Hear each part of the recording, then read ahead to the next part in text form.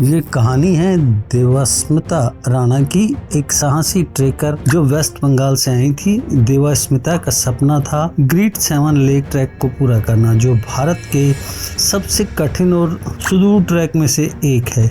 9 जुलाई 2024 को देवास्मिता और उनकी टीम ने इस अद्भुत यात्रा की शुरुआत की।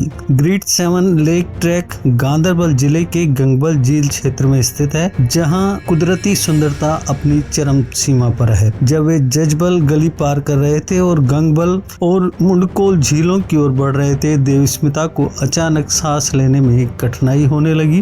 टीम के सदस्यों ने तुरंत महसूस किया कि स्थिति गंभीर है। देवास्मिता धीरे धीरे बेहोश हो गई और उन्हें तुरंत मेडिकल असिस्टेंस की जरूरत थी। सौभाग्य से ट्रेकर समूह के पास 34 असम राइफल्स के तुंखल आर्मी कैंप का पास था। टीम ने तुरंत देवास्मिता को वहां पहुंचाया, जहां सेना के मेडिकल ऑफिसर और उनकी टीम ने तुरंत कार्रवाई की। मेडिकल टीम ने देवास्मिता को ऑक्सीजन सप्लाई दी और उनकी हालत को स्थिर किया। सेना के जवानों की तेजी से और प्रभावी रेस्पॉन्स से देवास्मिता की जान बची। यह सिर्फ उनकी मेडिकल कैपेसिटी ही नहीं थी, बल्कि उनकी मानवता और समर्पण भी था, जिसने इस रेस्क्यू अभियान को कामयाब बनाया। अब देवास्मिता कंगन ट्रामा सेंटर में स्वस्थ है और भारतीय सेना के प्रति अपनी गहरी कृतज्ञता व्यक्त करती है। उनकी ये भावना सभी के दिलों को छू गई है। देवास्मिता ने कहा, मैं भारतीय सेना, खासकर 34 असम राइफल्स की टीम का जीवन भर